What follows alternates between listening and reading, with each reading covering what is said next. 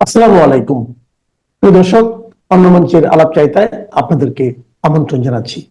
জুলাই ঘোষণাপত্রটি অন্তর্বর্তীকালীন সরকারের প্রধান উপদেষ্টা মোহাম্মদ ইউনূস গত 5ই আগস্ট সংসদ ভবনে সবার সামনে পড়েছেন। এই অনুষ্ঠান নিয়ে অনেক আতশবাজি জ্বালানো হয়েছিল, কিন্তু বাস্তবে অনুষ্ঠানটি ছিল আলোবিহীন। যাদের অনুরোধে এই ঘোষণাপত্রটি লেখা হয়েছিল, জুলাই আন্দোলনের নেতারা অধিকাংশই ওই অনুষ্ঠান বয়কট করেছিলেন। দুই একজন যারা এসেছিলেন তারা মুখ গোমরা করে অনুষ্ঠানে দাঁড়িয়েছিলেন। অন্যরা যাদের এ বিষয়ে তেমন উৎসাহ ছিল না, তারা মঞ্চে দাঁড়িয়ে শুধু সৌজন্য রক্ষা করেছেন। এবার জুলাই জাতীয় সনদের অবস্থা আরো ত্রাহি ত্রাহি। এই সনদ নিয়ে জট খোলার যত চেষ্টা হচ্ছে, ততই জট বাড়ছে। এক দফা মেয়াদ বাড়িয়েও কুল কিনারা করার চেয়ে জটিলতা আরো বাড়ানোর ব্যবস্থা করেছেন অধ্যাপক আলী রিয়াজের নেতৃত্বে ঐকমত্য কমিশন। আগামী 15 সেপ্টেম্বরের মধ্যে জাতীয় ঐকমত্য কমিশনের বর্ধিত মেয়াদ শেষ হচ্ছে, কিন্তু এই স্বল্প সময়ের মধ্যে সনদ বাস্তবায়নের পথ নিয়ে প্রধান রাজনৈতিক দলগুলোর মধ্যে কোনো ঐকমত্য আসেনি। বিএনপি, জামাত ইসলামী এবং জাতীয় নাগরিক পার্টি, এই তিন প্রধান দলই সনদের বাস্তবায়নের জন্য ভিন্ন ভিন্ন 3টি পদ্ধতির প্রস্তাব দিয়েছে। তাহলে কি হতে চলেছে? নির্বাচন কি আদৌ জুলাই সনদের ভিত্তিতে হবে, নাকি সনদকে ঘিরে নির্বাচন ঝুলিয়ে দেওয়ার নতুন নাটক মঞ্চস্থ হতে যাচ্ছে? বিস্তারিত জানতে চলুন যাওয়া যাক বিশ্লেষণে।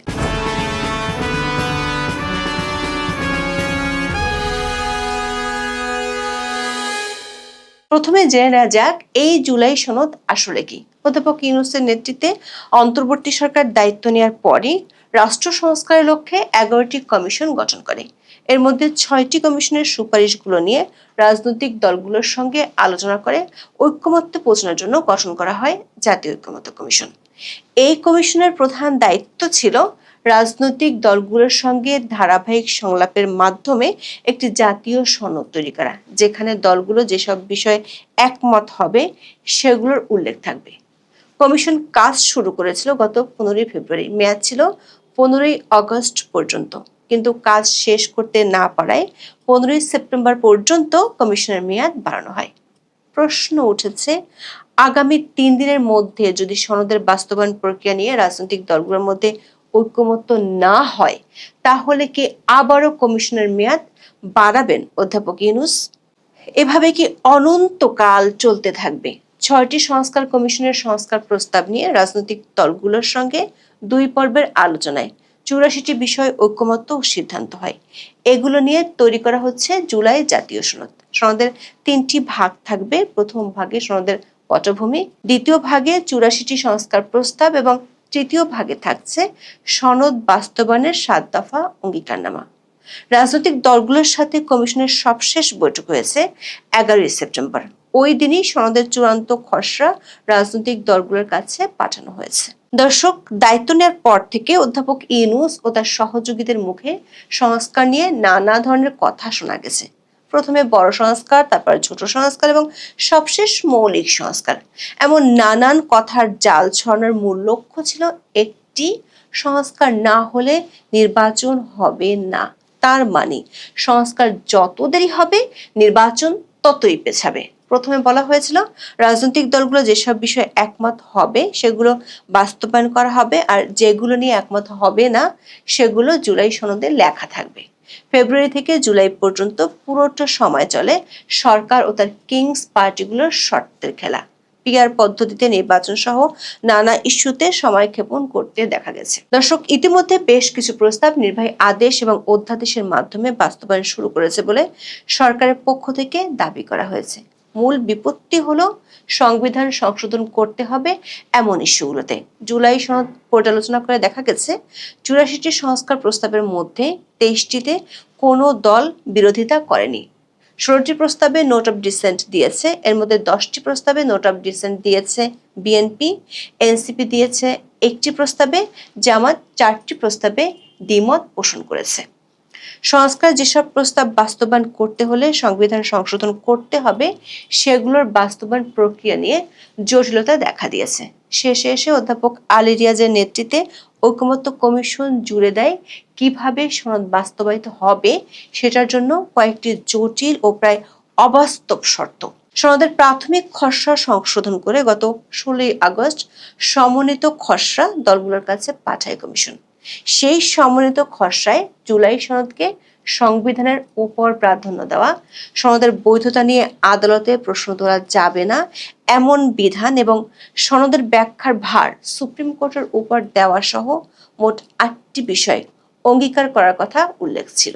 তার মধ্যে 3 বিষয়ে বিএনপির জোরালো আপত্তি ছিল। কমিশনকে বিএনপি সহ কমপক্ষে 20টি দল বারবার এসব বিষয়ে আপত্তির কথা জানিয়েছে। তারপরও কমিশন সেই শর্তগুলোই খসড়া সনদে রেখেছিল। এরপর শুরু হয় আবার নতুন নাটক। বিশেষজ্ঞদের সাথে বৈঠক করে কমিশন। তারপর 11 সেপ্টেম্বর রাজনৈতিক দলগুলোর সাথে আবার বৈঠক করে কমিশন।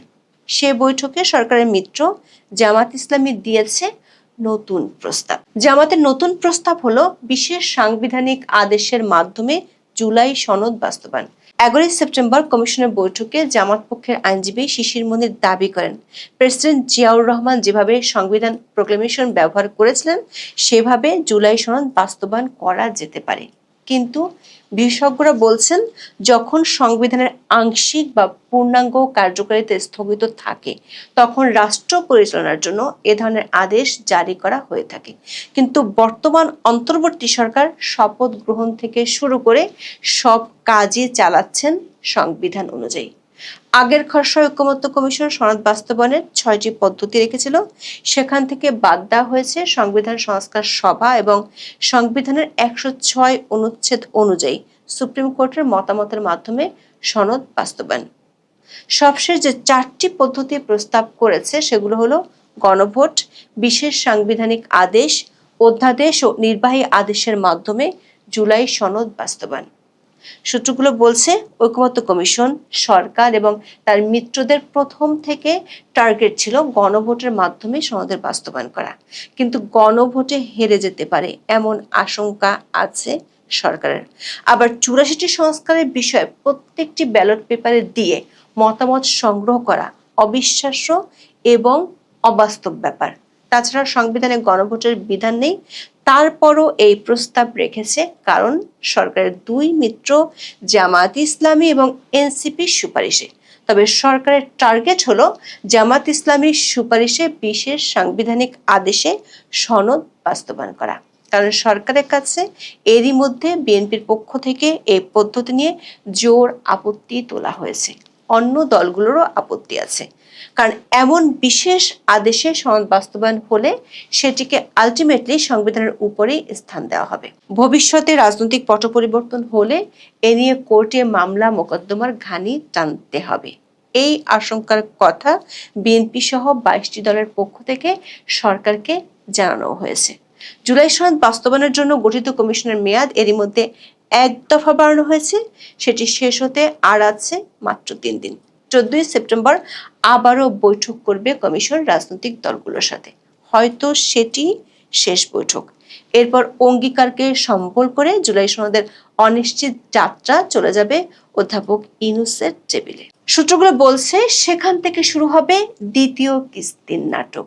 অঙ্গীকারনামায় স্বাক্ষর করা আর না করার নাটক। বিএনপি রাজি হলেও সরকার 2 মিত্র পিছিয়ে যাবে, আর জুলাই সনদ না হলে নির্বাচনও ঝুলে যাবে। বিএনপি কোনোভাবেই সংসদ ছাড়া অন্য কোনো আইনি ভিত্তির প্রস্তাবে রাজি হবে না। দর্শক, খেয়াল করে দেখুন, অধ্যাপক ইউনূস রাজনৈতিক দলগুলোর সাথে ঐকমত্য কমিশনের প্রথম বৈঠকে বলেছিলেন, ঐকমত্য হওয়া আর দ্বিমত হওয়া সব বিষয়গুলো নিয়ে জুলাই সনদ হবে। কিন্তু কে বাস্তবায়ন করবে এবং কিভাবে বাস্তবায়ন হবে তার কিছুই তখন ছিল না। পর্যায়ক্রমে প্রথমে কি সংস্কার হবে আর তারপর কিভাবে বাস্তবায়ন হবে তা নিয়ে কয়েক প্রস্ত নাটক এর মধ্যে হয়ে গেছে। শেষমেশ রাজনৈতিক দলগুলোর প্রস্তাবের চেয়ে অধ্যাপক আলী রিয়াজের কমিশন গুরুত্ব দিচ্ছে মাত্র 6 বিশেষজ্ঞের সাথে একটি বৈঠকে উঠে আসা প্রস্তাবগুলোকে। তাহলে রাজনৈতিক দলগুলোর সাথে 44টি বৈঠকের গুরুত্ব কি? সরকারের একাধিক সূত্র বলছে, নির্বাচনকে বহু দূরের স্বপ্নে নিয়ে যাওয়ার জন্য অধ্যাপক ইউনূস ও তার মিত্রদের সবশেষ অস্ত্র হলো জুলাই সনদ বাস্তবায়ন। সরকারের নীতি হবে ধরি মাছ নাচি পানির মতো। কমিশন এরই মধ্যে বলেছে তারা রাজনৈতিক দলগুলোকে কোনো কিছু চাপিয়ে দিবে না, অথচ যে 4টি প্রস্তাব দিয়েছে সেটি তারা নিজেরাই সিদ্ধান্ত নিয়েছে। কমিশনের মতো সরকারও রাজনৈতিক দলগুলোর কোর্টে বল ঠেলে দিবে। বিএনপির যে কোনো প্রস্তাবে বিরোধিতা করবে তার মিত্ররা। এমনকি বিএনপি যদি জামাতের প্রস্তাব অনুযায়ী বিশেষ সাংবিধানিক আদেশে রাজিও হয়, এনসিপি বলবে বিদ্যমান সংবিধান বাতিল করে নতুন সংবিধান প্রণয়ন করতে হবে। এ নিয়ে জটিলতা বাড়তেই থাকবে। বেজে উঠবে অনৈক্যের সুর। তখন জাতীয় ঐক্যের ডাক দিয়ে অধ্যাপক ইউনূস যমুনায় রাজনৈতিক দলগুলোর সাথে আবারও বৈঠক করবেন। লক্ষ্য আগামী নির্বাচন ঘিরে অনিশ্চয়তা আরো বাড়ানো। সে লক্ষ্যে যে সরকার এরই মধ্যে অনেকখানি সফল হয়ে গেছে, সেটা নিয়ে বিএনপির মধ্যেও আলোচনা আছে। বিএনপির অনেক নেতাই মনে করেন সরকার নির্বাচন দিতে চায় না। তারা বলছেন জট খোলার যত চেষ্টা করা হচ্ছে ততই সরকারের মিত্ররা জট বাড়াচ্ছে। বিএনপি সহ বেশ কয়েকটি রাজনৈতিক দলের নেতারা মনে করেন এর মাঝে অন্তর্বর্তী সরকার একতরফাভাবে কিছু সিদ্ধান্ত নিতে পারে, যা নতুন বিতর্ক ও আইনি চ্যালেঞ্জের জন্ম দেবে। আবার সরকার যদি জুলাই সনদ চূড়ান্ত করে, সেখানে তার মিত্ররা স্বাক্ষর নাও করতে পারেন। জুলাই ঘোষণাপত্রের সময় তারা যেমন সাগর পাড়ে চলে গিয়েছিলেন, সেরকম বা ভিন্ন কিছু এবার করতে পারে। তাতে নির্বাচন প্রক্রিয়া আরো দীর্ঘায়িত ও অনিশ্চিত হতে পারে। অবতারণা করবার কারণটা হচ্ছে শশী থারুর, যিনি ভারতীয় জাতীয় কংগ্রেস নেতা এবং 2009 সাল থেকে ভারতের কেরল রাজ্যের লোকসভা সংসদ সদস্য, ভারতের প্রতিমন্ত্রী ছিলেন এবং বর্তমানে মিনিস্ট্রি অফ এক্সটার্নাল অ্যাফেয়ার্সের স্ট্যান্ডিং কমিটির চেয়ারম্যান শশী থারুর এবং অত্যন্ত স্কলার একজন মানুষ। পৃথিবী বিখ্যাত গণমাধ্যম শুনে তিনি লেখালেখি করেন, কলাম লেখেন। New York Times, Washington post, guardian প্রভৃতি পৃথিবী বিখ্যাত গণমাধ্যমে তিনি কলাম লেখেন। তিনি বাংলাদেশের ডাকসু নির্বাচন পরবর্তী সময়ে গতকাল বিকেলে একটি টুইট করেছেন। বর্তমান এক্স অ্যাকাউন্টে তার একটা অভিমত ব্যক্ত করেছেন। অভিমতটা তিনি যেভাবেই করুন না কেন, যেভাবেই বলুন না কেন, সেটি ভাবনার বিষয়, ভাবনার উদ্রেক করেছে নিঃসন্দেহে। বাংলাদেশে ঢাকা বিশ্ববিদ্যালয়ের নির্বাচনে জামাতের ছাত্র সংগঠন শিবিরের জয়কে কংগ্রেস সাংসদ শশী থারুর উদ্বেগজনক বলে অভিহিত করেছেন। তিনি এটিকে প্রধান দলগুলোর প্রতি ক্রমবর্ধমান হতাশার লক্ষণ হিসেবে দেখেছেন। তিনি ভারতকে সতর্ক করে বলেন, 2026 সালের ফেব্রুয়ারির সাধারণ নির্বাচনে ফলাফল কি হবে? নয়াদিল্লি কি জামাতের সংখ্যাগরিষ্ঠতার সঙ্গে মোকাবেলা করবে? সামাজিক মাধ্যমে এক পোস্টে কংগ্রেস সাংসদ ও সাবেক কূটনীতিক শশী থারুর উল্লেখ করেছেন, ভোটাররা ধর্মীয় উৎসাহের জন্য নয়, বরং জামাতে ইসলামের দিকে ঝুঁকছেন, কারণ তারা দেখেছেন যে দলটি দুই ঐতিহ্যবাহী প্রধান প্রতিদ্বন্দ্বী, বর্তমানে কার্যক্রম নিষিদ্ধ আওয়ামী লীগ এবং বাংলাদেশ জাতীয়তাবাদী দল বিএনপির সাথে জড়িত দুর্নীতি ও অপশাসন থেকে মুক্ত। শশী থারুর যে উদ্বেগের কথা বলুন না কেন, যে শঙ্কার কথা বলুন না কেন, আগামীর বাংলাদেশ, শশী থারুর একটি কথা বলেছেন যে আওয়ামী লীগ, বর্তমানে কার্যক্রম নিষিদ্ধ আওয়ামী লীগ এবং বাংলাদেশ জাতীয়তাবাদী দল পুরোপুরি হতাশ করেছে। তারা কার্যক্রমে আছে।